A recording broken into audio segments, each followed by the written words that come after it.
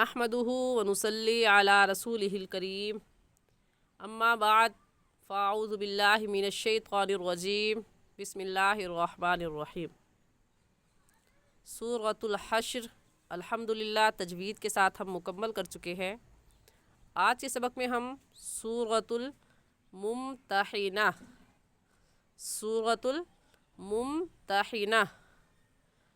اس کے پہلے میں آپ کو فضائل بیان کروں گی، اس کے بعد ہم سبق پڑھیں گے۔ ویسے تو سورۃ الممتحنہ کے بہت سارے فضائل ہیں، آج میں آپ کے سامنے ان میں سے چند ایک بیان کروں گی۔ نمبر 1 کہ اگر کوئی عورت اپنے خاوند سے طلاق لینا چاہتی ہے، اگر کوئی عورت اپنے خاوند سے طلاق لینا چاہتی ہے شرعی عذر کی وجہ سے اور وہ طلاق نہیں دیتا، تو اسے چاہیے کہ وہ عورت اس سورۃ الممتحنہ کو 11 دن تک روزانہ 11 دفعہ پڑھے، انشاءاللہ طلاق کی کوئی صورت پیدا ہو جائے گی۔ دوسری فضیلت شیطانی وسوسوں سے نجات کے لیے سورۃ الممتحنہ روزانہ 1 مرتبہ صبح اور 1 مرتبہ مغرب کی نماز کے بعد، شیطانی وسوسوں سے نجات کے لیے سورۃ الممتحنہ کو 1 مرتبہ صبح فجر کے بعد اور 1 مرتبہ مغرب کی نماز کے بعد پڑھے، انشاءاللہ شیطانی وسوسے دور ہو جائیں گے۔ اس سورت کا پڑھنا اس سلسلے میں نہایت ہی مفید ہے، یعنی شیطانی وسوسے سے بچنے کے لیے سورت کا پڑھنا بہت ہی مفید ہے۔ تیسری فضیلت یہ ہے کہ جو شخص دشمن کا خوف جس کے دل میں ہمیشہ رہتا ہو، ہر وقت اس کا دل گھبراتا رہتا ہو، خوف زدہ اور پریشان رہتا ہو، تو اسے چاہیے کہ وہ سورۃ الممتحنہ کو فجر کی نماز کے بعد باوضو 2 مرتبہ پڑھ کر اللہ سے دعا کرے، انشاءاللہ خوف، ڈر، ہر قسم کی گھبراہٹ دور ہو جائے گی اس سورت کو پڑھنے کی برکت سے۔ چوتھی فضیلت یہ ہے کہ بد زبان عورت کی اصلاح کے لیے اگر کوئی عورت بہت زیادہ زبان چلاتی ہو، بد زبانی کرتی ہو، ہر وقت لڑائی جھگڑا کرتی رہتی ہو، تو اس کے لیے باوضو ہو کر سورۃ الممتحنہ کو ایک کاغذ پر لکھے اور پانی میں گھول کر اس کو پلا دے، انشاءاللہ وہ باز آ جائے گی۔ اور اسی طرح شیطانی کاموں اور گناہوں سے بچنے کے لیے اگر کوئی شخص شیطانی کاموں میں مبتلا ہے تو اسے چاہیے کہ وہ روزانہ باوضو سورۃ الممتحنہ کو 5 مرتبہ اس کی تلاوت کیا کرے، روزانہ 5 مرتبہ باوضو ہو کر اس سورۃ الممتحنہ کی تلاوت کرے، انشاءاللہ تمام برے کاموں اور گناہوں سے بچ جائے گا۔ تو یہ تھے اس سورۃ الممتحنہ کے فضائل، بہت ہی زبردست فضائل ہیں، ضرور پڑھیے اور ہمیں بھی دعاؤں میں یاد رکھیے۔ جزاکم اللہ خیرہ۔ سبق پڑھنا شروع کرتے ہیں۔ اعوذ باللہ من الشیطان الرجیم۔ سورۃ الممتحنۃ مدنیۃ بسم اللہ الرحمن الرحیم۔ یا ایہا الذین آمنوا لا تتخذوا عدوی وعدوکم اولیاء تلقون الیہم بالمودۃ وقد کفروا بما جاءکم من الحق۔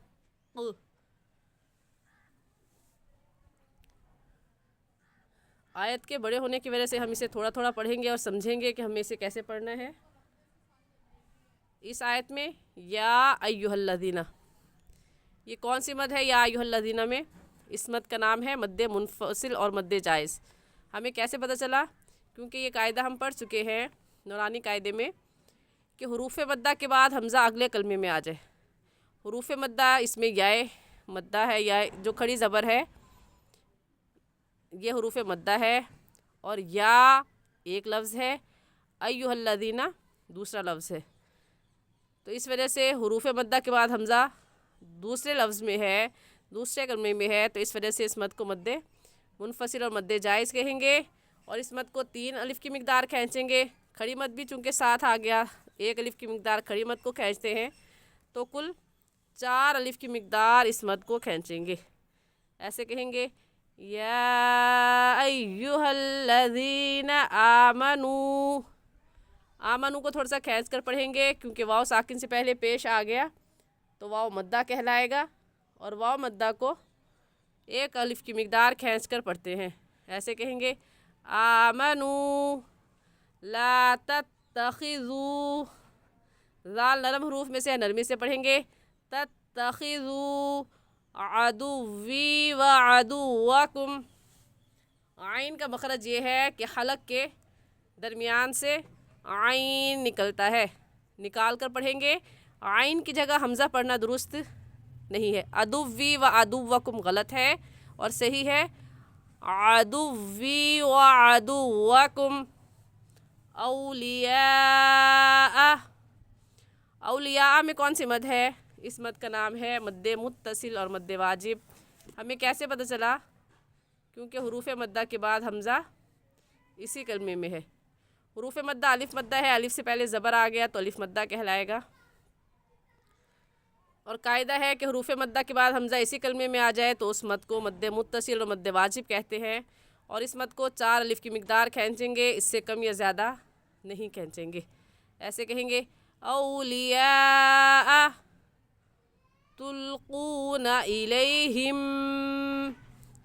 इलैहिम की मीम साकिन पर गुन्ना करेंगे क्योंकि कायदा है कि मीम साकिन के बाद बा आ जाए या मीम आ जाए तो मीम साकिन पर गुन्ना करते हैं।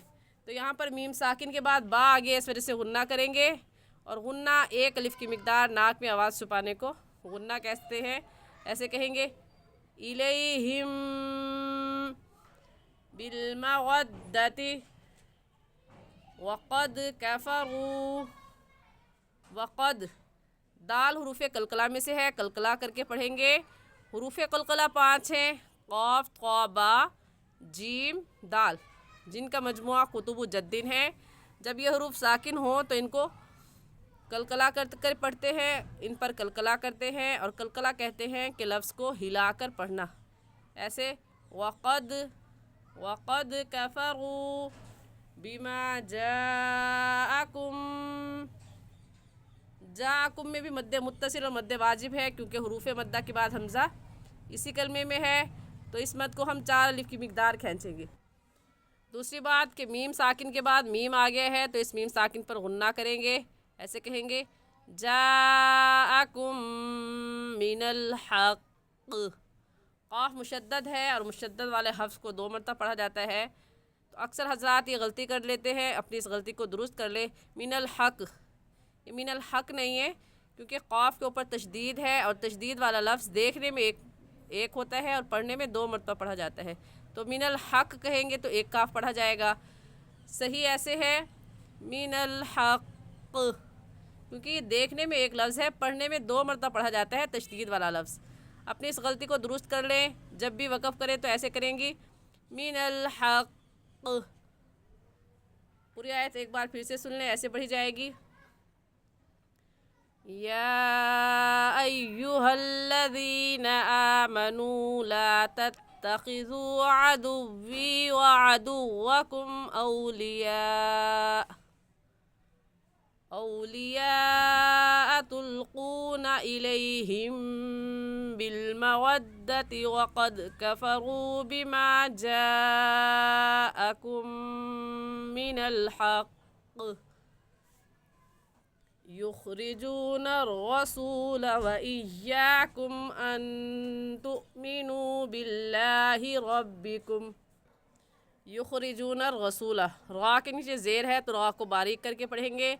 ऐसे कहेंगे युख़रिजून रसूल। यहाँ पर रा के ऊपर ज़बर है, रा को मोटा कहेंगे रसूल।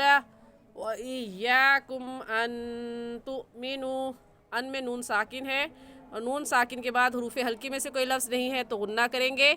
ऐसे कहेंगे अन तुमिनू, हमज़ा साकिन पर हल्का सा झटका देंगे। अन तुमिनू बिल्लाहि रब्बिकुम। آج کے لیے اتنا ہی سبق. امید کرتی ہوں کہ آپ کو سبق سمجھ میں آ گیا ہوگا. پھر بھی کچھ پوچھنا ہے سمجھنا چاہیں تو آپ کمنٹ میں پوچھ سکتے ہیں. جزاکم اللہ خیرہ.